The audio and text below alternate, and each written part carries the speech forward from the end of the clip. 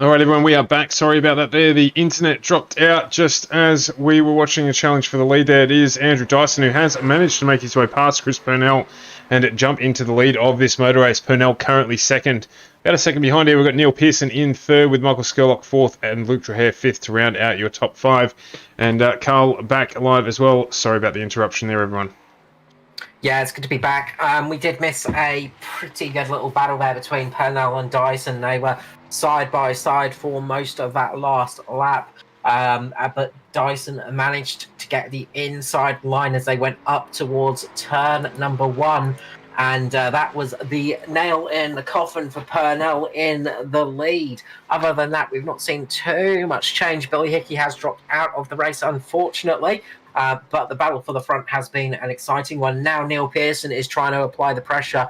He's putting in some fast times as we speak to try and catch up to Chris Purnell and see what he can do for second place. Obviously, they want to try and get a good finish for the team and try and get those cars right up there.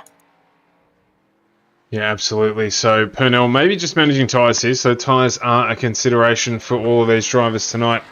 So we'll see how that plays out as things get a little later on into the race. Michael Skurlock and Luke Trahair just running together a little bit further back. Aaron Major, Riley Curtis battling, not quite so far close to one another. Nathan Button's just come off the track again.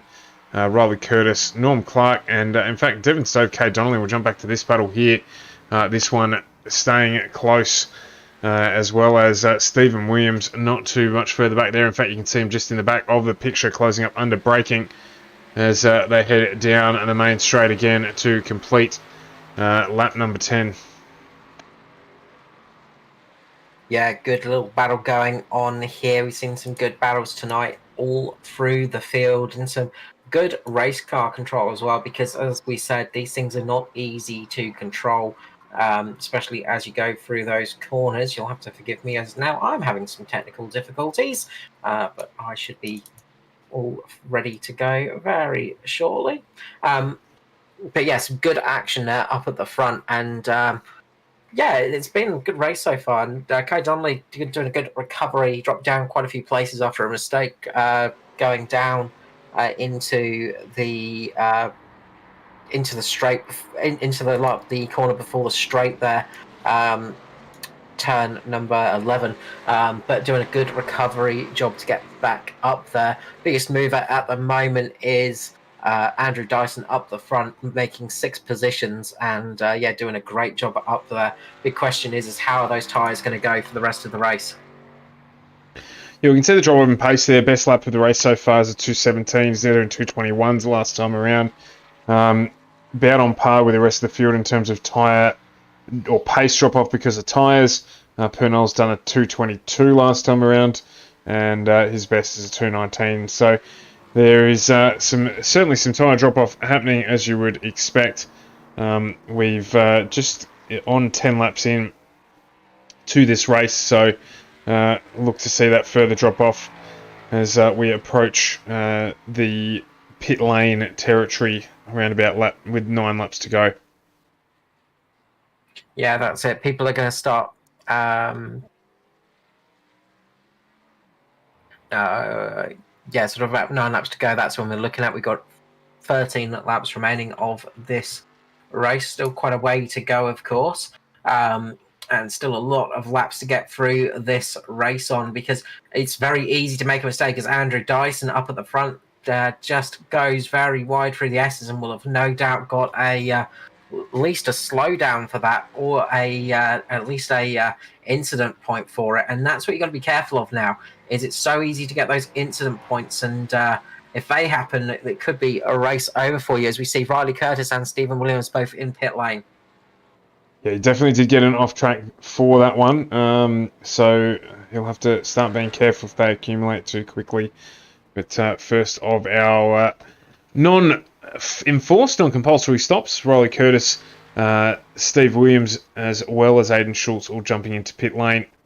So they'll get their stops done. Just trying to see if they actually take tyres or not. Riley Curtis not taking tyres there. Steve Williams the same. And Aidan Schultz, no tyres for him either. albeit he actually is on his way in. So we'll just stick with him for a second, see if he decides to get anything done. As Ruben Phelps got notification that he's had a crash. That's interesting because he was doing there, just taking. So yeah, Ruben Phelps actually just had a big moment going into the final corner, spinning it on turn 20. Just the rears just losing all traction there, and the car turning round. But Aiden Schultz does take tyres, so good idea there for Schultz, and that could be an interesting one for Schultz, taking those tyres, whereas a few drivers didn't take any in this race. That could be an absolute genius stroke there for Schultz, because that's going to help his car get a bit better traction through the rest of this race.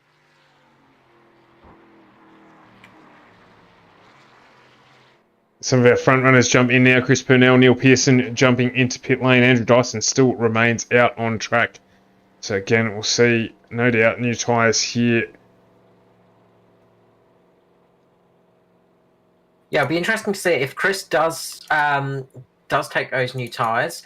That's going to be a big thing. If he stays out on those old tyres, he's going to gain a lot of time over Dyson. If he doesn't take tyres, but he's going to lose it overall because he'll have those older tyres on, and it looks like those guys are all taking those tyres. Definitely seems to be the best idea at the moment to chuck on those fresh boots for the car, because, yeah, as we said, it's a bit of a tricky one out there for the tyres. There's a lot of overheating issues you can get, and you don't want to be left out there on old rubber because it's could end up losing a lot of time. Yeah, so driver's not willing to gamble with it there, taking tyres. So Andrew Dyson sort of makes his decision for him. He had a small gap at the front for around about a second when the pit stops started. So he's going to be able to take tyres. Provided he can maintain pace over this crossover lap, should be able to get tyres as well and get himself back out into the lead of this race. Yeah, that's it. He's got plenty of time, and he is setting a blistering pace for the in lap as well. So I expect to see him coming out at least still in the lead. At least I'm sure he'll hope he will be, and should be as well, unless we see Chris Purnell doing a super outlap. Extraordinary it would be, but we'll see. Stranger things have happened, but no, it looks at this stage like Andrew Dyson should be able to make his pit lane transition relatively comfortably, unless, of course, there is an error on the way in. But he's been driving superbly so far tonight, as he just gets a big slide on there, a bit of a power slide on to finish the tyres off on his way in to pit lane to get his service done. I almost thought he was going to lose it there. It was definitely feeling a bit curse of commentator moment just then, but luckily kept the car going straight. As we look back here to Devon Stove, just losing the rear of the car again. So easy to do in these cars. These things, of course, very light over the rear axle as well. So, you got all of that front end weight with the engines in these things. Not much weight over the rear axle, and it is very easy to lose the rear of the car and to have an issue. This has meant that Michael Skurlock has taken the lead of the race. He's staying out there at the moment, Scully. So he's not pitted yet, Skurlock. So he's not there on. He's out there in first place, but he will fall behind when he comes in for his pit stop. Meanwhile, you can see how much time that Chris Purnell has gained on Andrew Dyson by coming in that lap earlier. You can see the undercut taking power right there. Now, you've got a car on nice warm tyres versus a car on very cold tyres as well, because, of course, no tyre blankets in this series, and that's going to give Purnell the opportunity to try and get past Dyson. He's only got a lap to do it, so he's got to try and do it this lap. Otherwise, he's going to watch Dyson run away from him. Yeah, absolutely. And I'm just wondering as well, in all of this, how much Michael Skurlock has managed his tyre wear potentially better than Dyson and Purnell, just sticking in that 4th, 5th position throughout the first stint on those tyres. and how much that's going to help him, whether or not he's going to try and run the gauntlet here. Obviously, he's going to be under pressure from those behind him who have taken fresh tyres, but it wouldn't be a silly strategy at all to try, depending on where you're trying to make up positions from. He has continued this lap around, so we'll see if he pits in. Yeah, I think he's going to have to make a stop for fuel at least. He's not going to be able to make it on fuel numbers from what I've heard from the drivers. He's going to be struggling out there. He's losing a fair bit of time to those drivers as well. You can sort of see it in that picture. You can see them just absolutely catching Skurlock as he goes through that tight section there of turn 15. So Skurlock's going to be hemorrhaging time right now, but he's going to have a little bit better towards the end of the race. So the more pain you take now, the more, the easier it gets towards the end of the race, I guess. But he is coming in for 4 tyres now as he manages to make it into pit lane there, almost goes into the wall. Good job for making it in there for Skurlock. Those tyres were obviously starting to get a little bit dicey out there, but this is going to lose Skurlock a lot of time and a lot of positions. I'd say he's going to fall out. He might even fall into the grasp of Aaron Major in 6th place. But we should probably see Skurlock getting a little bit better time when he comes out. So he should be a little bit quicker in the laps as it goes on during the race. So be interesting to see where Skurley comes out. Yeah, this stage just on board with Luke Trahare and Aaron Major just covering that battle for 4th and 5th. Adjusted 4th and 5th, we think, as Michael Skurlock actually does make his way out of pit lane now, so he is going to join this battle fair and square, and we'll have to continue to fight to maintain that 4th position. Luke Trahare having already completed his stop, along with Aaron Major, so they're going to be on warm tyres. So as you can just see, Michael Skurlock there off in the distance, about 4 seconds away actually, so he's managed to maintain a good gap after the pit stops there, so he should be able to get away with that and run away on those slightly fresher tyres towards the end.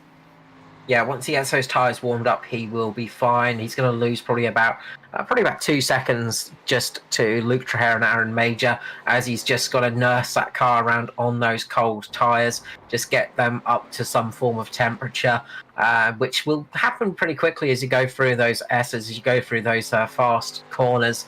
But you've got to be careful not to overdo it, because it is very easy to lose the tail of this car. But as soon as he's got some heat into those tyres, he should start getting a little bit better pace over his teammate and Aaron Major there in 6th position. So just to throw the extra spanner into the works, obviously, unfortunately, with the power outage, we lost some data. But since we've covered the internet outage, my apologies, but since we've got back up, I can tell you that Purnell and Pearson have both incurred 4 off-tracks, and that Riley Curtis has incurred 3. Now, 10 is the black flag marker, and 17 is the disqualification point. So those guys... Sorry, 12 is the drive-through. So Riley Curtis, on my notification, he's actually got 10 off-tracks at the moment. So 2 more, and he's going to have a drive-through. Yeah, so these are going to play in these last 10 laps as well. Just get a flash on the screen that Neil Pearson has incurred another penalty point. Michael Skurlock, according to our notifications, has none. Mine has got 5, but again, these things can be a little bit unreliable sometimes. It's always the tricky thing, just guesstimating, and of course, with outages and things like that, that can be a bit tricky. At the moment, from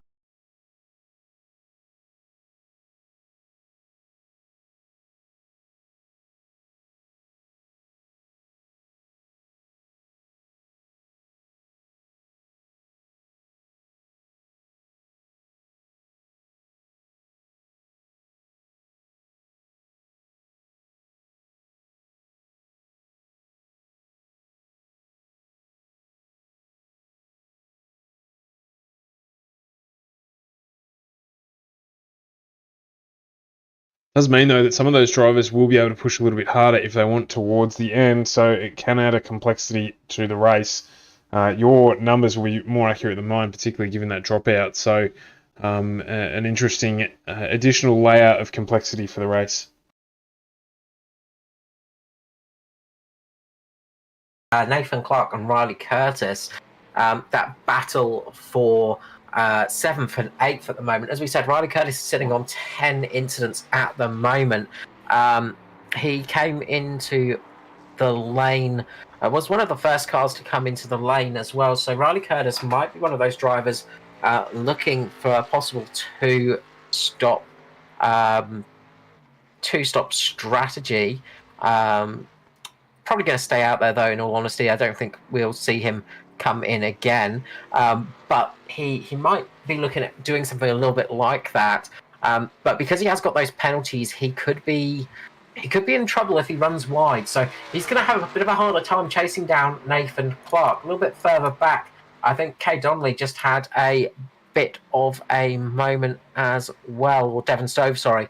Devon Stove just had a bit of a moment as well and just had Kay Donnelly go past him, and Stephen Williams up there in 11th at the moment. And again, Stephen Williams not pushing it, he's just keeping the car nice and steady. He's in the top 10, that's all he needs to do at the moment. Doesn't need to put the pressure on himself or that car. Yeah, of course, referencing there the battle with Luke Traher for the lead of the championship, 71 points, I believe it was, at the start of the evening. Difference between Stephen Williams at the top and Luke Traher chasing. So Traher currently sitting in 5th position there. So again, can take a little nibble out of it at this point in time, but not enough to make major gains towards the top of the leaderboard. All about management for Stephen Williams at the moment. Yeah, that's it. It's all about managing that car and just keeping it in the right place and the right place at the right time, really, and just not really sort of pushing too hard and getting caught up in anything silly, because DQ or not finishing the race could be a lot more painful. As Matty Raymond just having a big moment as he comes off onto the start finish straight. I think it was just losing the tail of the car there, spinning around and just nosing the barrier. Gonna have to chuck it in reverse for that one and get the car back in the straight and narrow. Just managing to miss it by mere millimetres, the Armco fencing. So you got a little bit lucky there, Matty Raymond. Yeah, that's it. So very, very close there. And you don't want to go hitting the nose of these cars too much, because they're pretty sturdy things, and it's not like they're built out of light material. But if you smack the front too much, you can damage the radiators and get issues with the cooling on these cars, and that's never fun. Having to drive around cooling issues is not fun at all in any vehicle, but you've got to say not fun at all in these cup cars. As Riley Curtis has had a bit of a moment, he's come off as they've gone down to turn number 11. Riley Curtis there. So coming down into the corner, he's had a big moment and lost the rear of the car under braking. Managed to keep it in the line, so we'll jump to the replay of this one. So as you see, he's lost the rear of the car as he comes into the corner, and just kept it on the island, so kept it within track limits, and did not incur a penalty point from what I can see. So didn't get an incident point for that, luckily, because he is very, very close to his limit. Kate Donnelly does well as well to just avoid him there and run down the inside. Riley Curtis just making sure not to get in the way as he recovered from that one. Currently running now in 9th, Kate Donnelly in 8th position. So things have stabilised here a little bit in terms of the front. 8 seconds, nearly 9 seconds to the good Andrew Dyson at the front of the field. He's done a cracking job, had a ripping drive so far tonight. Up from, I believe it was about 8th or 9th in qualifying, so he's done a really good job to get up to the lead of this race. Chris Purnell currently in 2nd, nearly 9 seconds behind him at the moment, with Neil Pearson in 3rd. Teammates there in the Simrigs.com cars, himself and Dyson, so a good race for them so far, and a really solid gap, 21 seconds back to Michael Skurlock in 4th, who's followed by Luke Traher in 5th, rounding out the top 5 so far at Circuit of the Americas. Thanks to AJ Insurance Services for their support of the stream. Yeah, very much so. And got to say, at the moment, Luke Traher is the car that's under a bit of pressure from Aaron Major. About a 3-second gap between those two. One of the closest races on the circuit at the moment. So just keeping an eye through the field as we go, but pretty spread out now, as usually happens in NASCAR street races. We see cars starting to stretch out a little bit and start to get some good gaps on each other, but you are only a press of the accelerator away from losing these cars. All it takes is one press too hard, or I saw Luke Traher during the week was having some issues, some technical cat issues, I believe it was, on his pedal box. And things like that can cost you a race sometimes. So it's not over until the checkered flag and you've crossed that line, of course. Anything can happen in motorsport, and it usually does.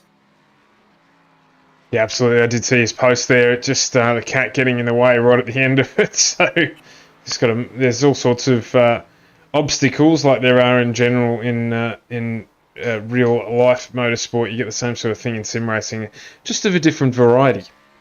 Yeah, that's it. Full metal racing. It's not very often you get a cat landing inside your car and getting underneath your pedals. Not unheard of course. There was a.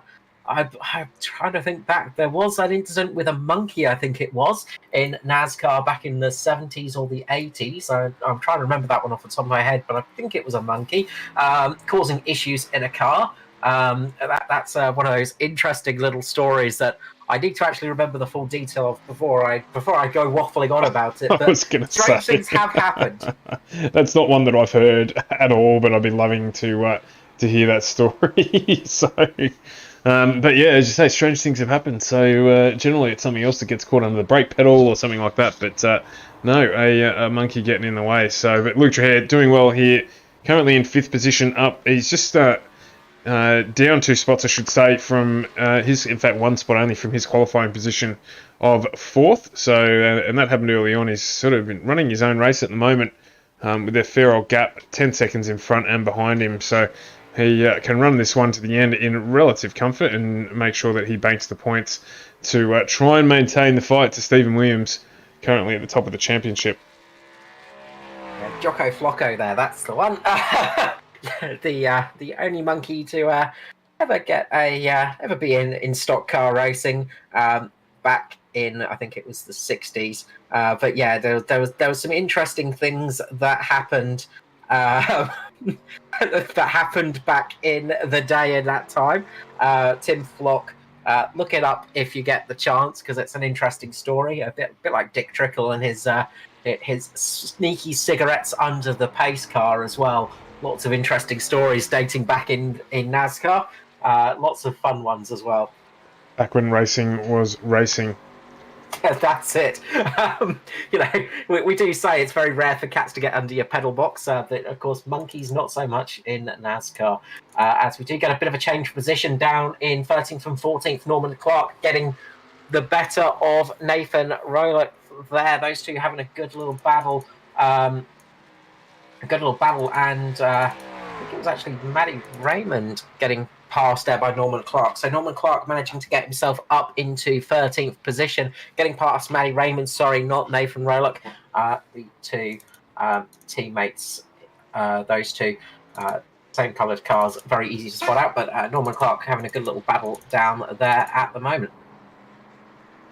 And if you are on the stream, we would love it if you can at this juncture. Just give us a big tick on the subscribe button and turn on those notifications wherever you're watching from, whether it's on YouTube, Facebook, or on Twitch. We really appreciate the support we've had over the last couple of weeks in growing our following. We've got something like 5,500 followers now on Facebook, which we absolutely love. YouTube, though, is where we're trying to grow it on our way towards 200. So if you are watching on YouTube, make sure you subscribe and follow. And for everyone else who's already supported the channel, thank you very much. We appreciate it. Yeah, always helpful to the channel, of course. Every little subscription counts. And Michael Scullock there losing the car down into the turn 11 again, I think it is. Turn 11 really catching a lot of drivers out tonight. Going back there, Scullock just getting a 4-wheel drift on as he's gone round the corner. Made a almost made a full 360. Didn't quite get it there. Had to spin the car around. Had to go a bit off road for that one, and then get it back onto the track. He's managed to keep ahead of Luke Trahir for the moment, though. So he had some time in his pocket, but that was costly for Skurlock, and that's going to really heat up those rear tires as well. When you spin the car like that, spin up those rear tires, they almost become like sort of used chewing gum. It's not the best feeling in the world. They lose their stickiness, and that can be quite hard to drive on for a few laps. Yeah, and of course that same turn there, turn 11, seems to be the one that catches most of the drivers out. So they have to be careful. Skurlock there looked like he just went in a little bit too deep under brakes, and just wasn't able to quite get it pulled up before he had to turn in. So not the worst outcome. Pretty much closes out his chances of closing on Neil Pearson, and as you say, it means that Luke Trahir a little bit of a sniff as Riley Curtis. We're getting a notification that he has had an incident, so I'll just grab that one up for us. And that's going to be very unfortunate for Riley Curtis, because that's going to drop him to 12 incident points, I believe. He's just lost it coming into the corner and just gone wide, I think. So I think that's what's happened. We'll just jump back. So it looks like Stephen Williams in front of him. He just got caught off a little bit. It's gone off track, and that's the incident there. And that has put him to 12 instant points for Riley Curtis, but also Stephen Williams as well. Stephen Williams getting the 12 incident point mark as well. So I think both of these drivers are going to have to come into pit lane if my calculations are correct, and serve a drive-through, as we do see indeed Riley Curtis coming in. Stephen Williams is staying out for the moment.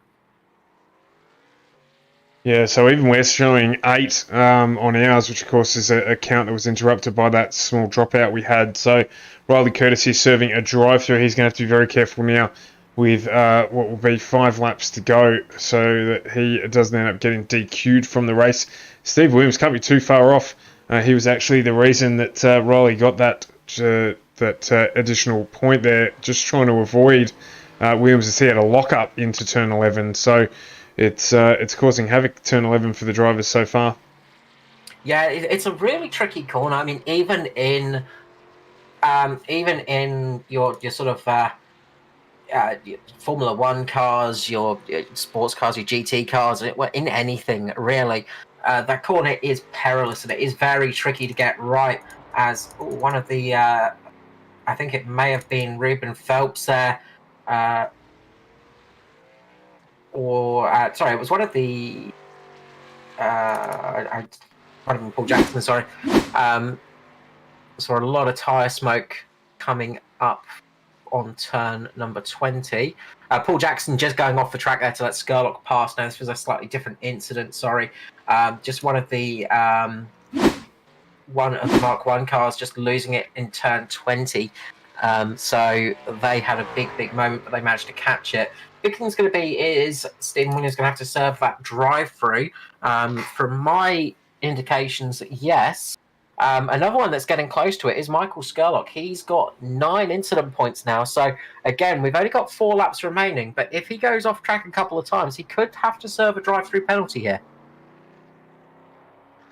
No, as well, Neil Pearson looking like he's getting up towards 12 too. So Pearson currently running 3rd.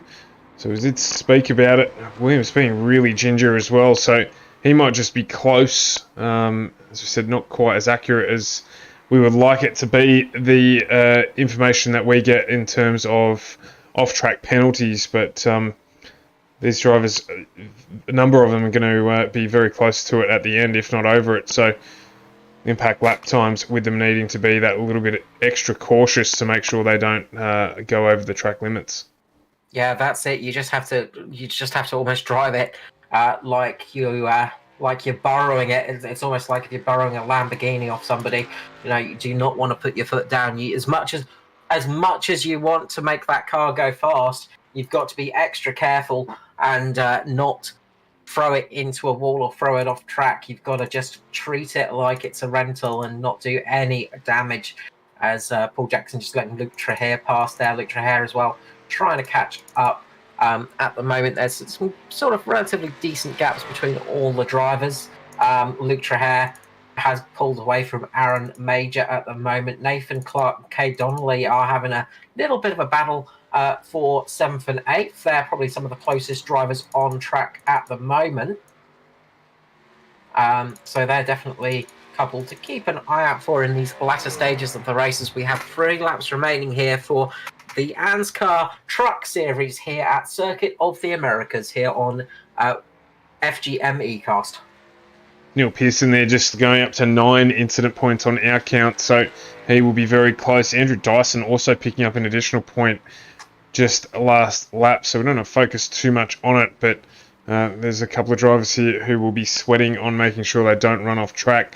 As they start to come into some of the lap traffic as well, that plays into it, so they've got a very interesting couple of laps coming up for them to just make sure they can bring these ones home.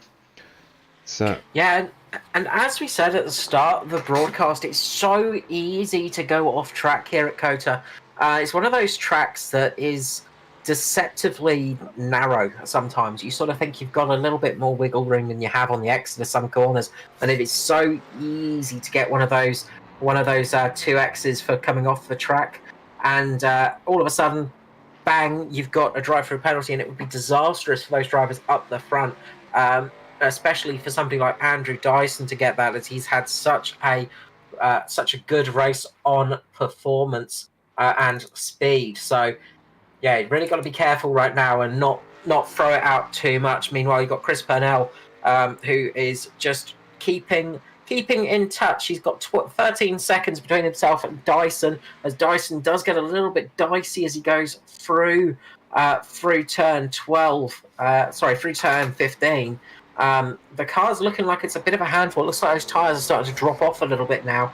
So this is where mistakes can happen. Also, being quite a long race, this one, you do get more tired as it goes on. You start getting hot and sweaty and all of those things that happen to us all, and fatigue starts to set into even the best drivers. And it's so easy to make a little mistake that you wouldn't have early in the race.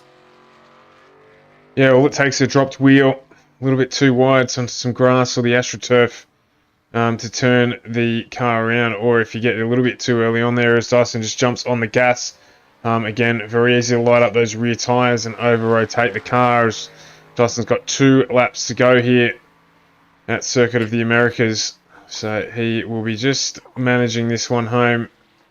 And just jumping back to Norman Clark down in 12th position, he has got a battle on his hands with Matty Raymond at the moment. Matty Raymond getting a full arm of opposite lock, the rear end stepping out on him. He is really putting the pressure on the back of Norman Clark here. It may only be for 12th and 13th, but the battle is definitely heating up between those two. Matty Raymond's got to be careful though, because I think he's getting close to that incident point limit as well. So those two are battling it out quite well on the track, really giving us a little bit of a show towards the end of this race, as Andrew Dyson does pull out an absolute masterclass up the front.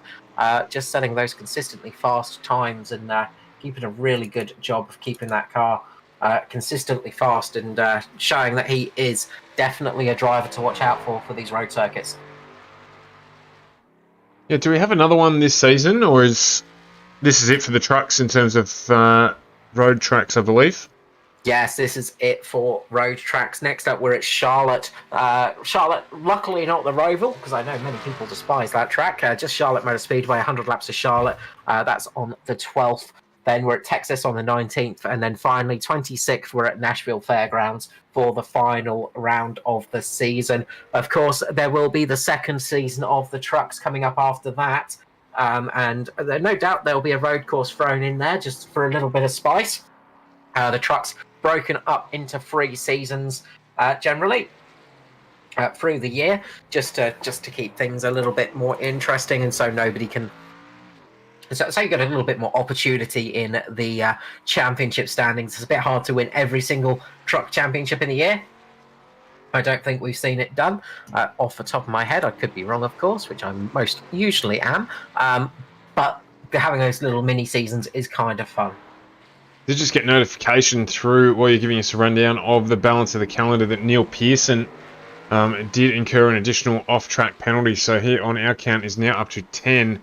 And as the white flag comes out for Andrew Dyson, he's going to have a very quiet last lap. He's under pressure here from a lapped car. Now, typical circuit racing, of course, blue flags exist not so much here, so no obligation there for, I think that might be Ruben Phelps to give up that position, and in fact he has taken that back to unlap himself from Neil Pearson. So Neil's going to have a pretty quiet final lap here, you'd think.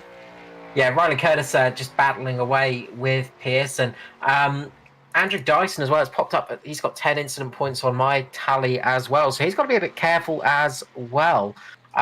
So definitely got to be a little bit cautious on this lap, because you don't want to be catching a penalty for a silly little mistake when you've had such a good race out there.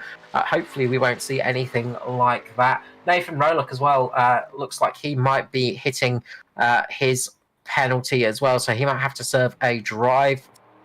Wrong one there. Stephen Williams still just very much on the cusp of that penalty. Microphone stand was getting in the way there. But yeah, just got to be careful for Andrew Dyson and Neil Pearson as well as Michael Skurlock. Actually, those three drivers are all in the danger zone for penalties. As we've got Andrew Dyson here, just coming around through the tail end of the final lap. He's driven really, really well tonight. He's going to take this one home. As speaking of penalties, just quickly, Nathan Clark had to serve a drive-through. So Nathan Clark has just got passed by Cade Donnelly, who's got up to 7th position. So disaster for Nathan Clark there, who's dropped down behind Devon Stove. So he dropped down all the way to 9th position after that drive-through penalty there. Absolute disaster, you got to say, for Nathan Clark there, who was having a good race up to that point. But Andrew Dyson, absolute brilliant drive and a masterclass on the road courses, coming around for the final corner. Gonna light it up a little bit to get across the line. Don't want to do too much, of course, just in case you get that penalty. But Andrew Dyson crosses the line and takes the victory here at Circuit of the Americas. Great drive and a little bit of fancy feet on the way home, which we love as well. So Andrew Dyson, congratulations on a race very well driven, well called by the crowd and yourself as well. Chris Purnell brings home 2nd place in the 920 Creek Esports entry, and it will be Neil Pearson who brings the sister. Skurlock. Skurlock has lost it going through turns 16, 17 and 18, losing the rear of the car. That is going to give Luke Trehair 4th place. Skurlock, I think, is also going to incur a penalty for that one, because he was right on the cusp of penalty points. That might just drop him just behind Aaron Major. Just a big, big moment there for Skurlock. So that's going to be Luke Trehair jumping up into 4th position. And Skurlock indeed has to come into pit lane. Lots of damage on the front of that car as well, as he caught the pit lane entry. And I think Aaron Major's going to jump up into 5th position, maybe. We'll wait for that to figure out what it's doing. We'll have to wait till the end of the session for that one. That could be an interesting one. Meanwhile, Cade Donnelly is there in 7th at the moment as he crosses the line. Nathan Clark behind Devon Stove. So Devon Stove's going to come home in 8th. Nathan Clark in 9th. And Stephen Williams should come home in 10th position as he's just coming through 14, 15, 16, 17, 16, 17 and 18. Coming up to the final section of the race. So another top 10 finish for Stephen Williams. Again, great job from Stephen Williams. Just, again, solid performance. Might not have got the win, but another top 10 finish for that car, and that is just going to really help out for the championship standings for him. Jump back on board now with Andrew Dyson, who did take out the win here. And now he'll give us some celebrations when he gets that one right back around to the start-finish line. And a great drive indeed for the simrigs.com entry. Yeah, you've got to say DPR have really pulled it out for this one. What a great... they've had some great performances actually this year on the road circuits in the Cup as well. Neil Pearson, of course, getting his victories in the Cup. They're having a fantastic season. But Andrew Dyson really pulling it out the bag I think, first season for Andrew Dyson as well in the ANZCAR series in the trucks and the cups. So first victory in ANZCAR, I believe, for Andrew Dyson. I was wondering there if he might have run out of fuel. He's just pulled it up halfway around the track, so unless he's waiting for Neil Pearson, be disappointed because Pearson's jumped out already, so I think maybe he might have run out of fuel there just at the end of the race.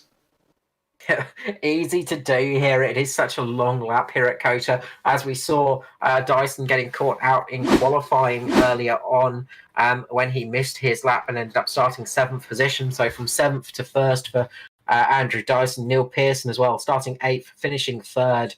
So let's run through that finishing order. So up front, Andrew Dyson with Chris Purnell in 2nd. 3rd place was Neil Pearson with 4th, Luke Trahir. 5th place for Aaron Major. 6th for Cade Donnelly, 7th for Devon Stove, 8th for Nathan Clark. Michael Skurlock finished 9th in the end after penalties were applied. Stephen Williams there in 10th, 11th for Nathan Rowlock, 12th for Norman Clark, Maddie Raymond 13th, Riley Curtis 14th, Aidan Schultz in 15th with Ruben Phelps in 16th, Mark 1 Esports there 14th, 15th, 16th, Paul Jackson 17th, Nathan Button, the first of the non-finishers there in 18th, 19th for Billy Hickey, and Carl Hoffmans did not take the start. But Andrew Dyson, what an absolute masterclass. Yeah, it was definitely a great drive from him.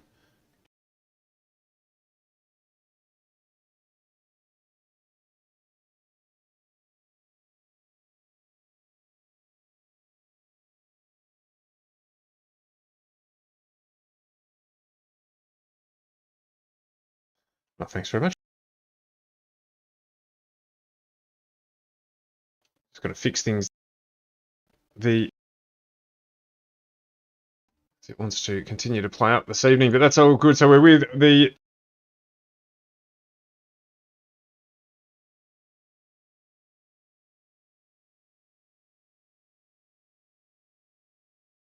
all right, and we're back. We're back. Sorry about that. It's just been one of those nights. Oh my God, what the hell? Anyway, Andrew, congratulations, Andrew Dyson, on a race win, mate. A good jump up from the start and a race well managed.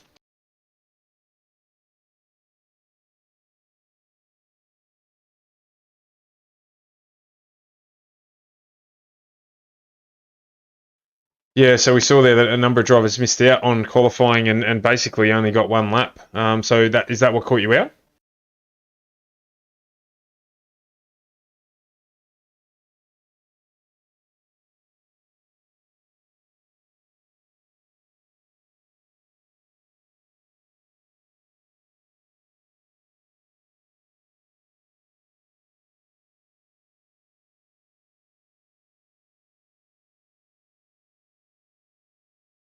And you battled away there for a number of laps with Chris. How did that affect your tyre wear going into the latter part of that first stint?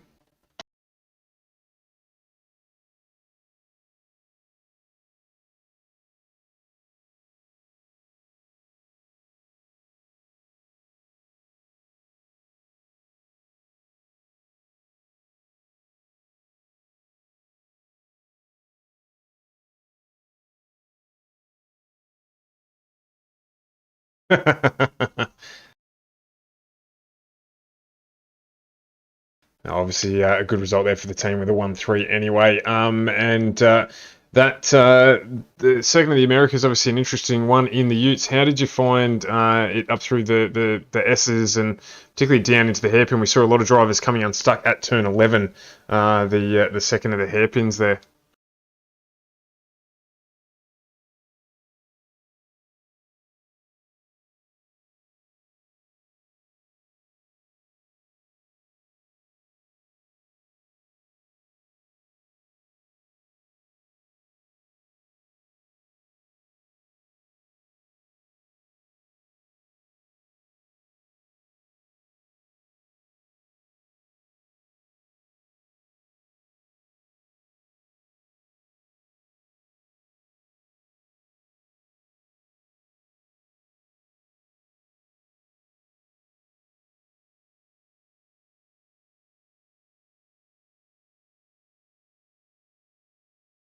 And of course, you've got to back up again tomorrow night when you jump into Oz Pro Am as well. So just a quick rundown from you of your sponsors, if you can, Andrew, before we move on to Chris.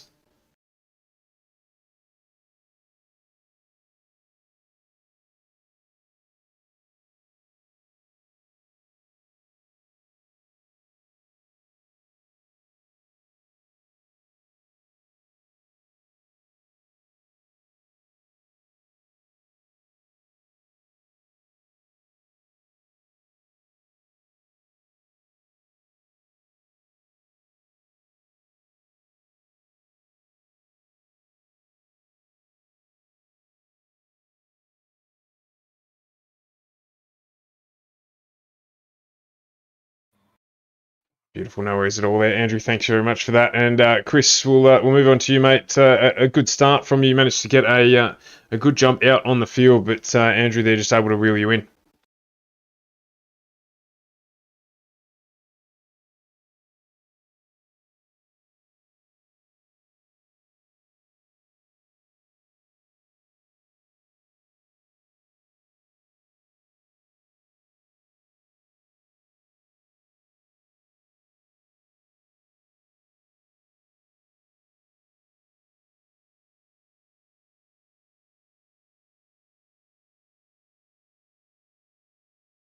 Yeah, indeed, and same sort of story for you in terms of managing the tyre wear throughout the night. Yeah, tyre wear wasn't too much of an issue. It was more to do with the wheel hop. If you sort of just miss your brake mark by even half a foot, it was enough to sort of send the car bouncing into the corner, and you're sort of chasing yourself through the apex, trying to gather it back up to get on the power. In fact, we saw that undo your teammate Michael Skurlock just there at the end of the race. So yeah, it can certainly happen, and caught a number of drivers out going into turn 11. So yeah, disappointing for him, but a good run for you tonight in the 920 Mobile. Anyone you would like to thank?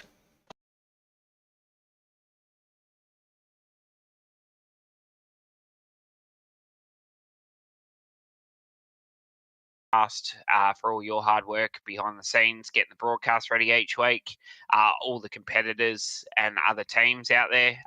Obviously, you need more than one team to make a decent series, so it's great to have so much decent competition across all the series and different race formats. And then personally for Crank Esports, all the boys there have been working pretty hard on some stuff we got coming up, and iRace Designs and Virtual Motorsport Mentor. Yeah, of course. Series don't happen without the level and quality of the teams that we've got in, and we did speak about with that through the stream this evening with some driver movements and things like that. Series going from strength to strength. This is our shallowest field so far this year with only 20 utes in it, and I think that says something, particularly when we go to something a little bit different that might not suit all the drivers. So a good call there. Neil, over to you, mate. Probably getting obviously a little bit close to the incident limit there towards the end of the race.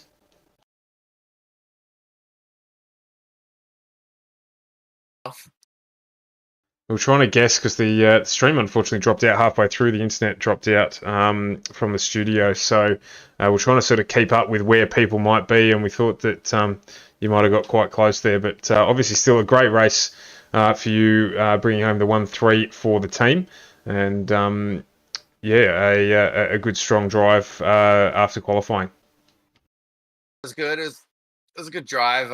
Yeah, qualifying didn't go the way. I missed the 5 minutes thing, and then as I came out of the pits, I half spun it and got a black flag. So I'm like, oh well, I guess I'm starting wherever I'm going to be starting, and just did what I could to try to look after the tires and get through everyone that I could.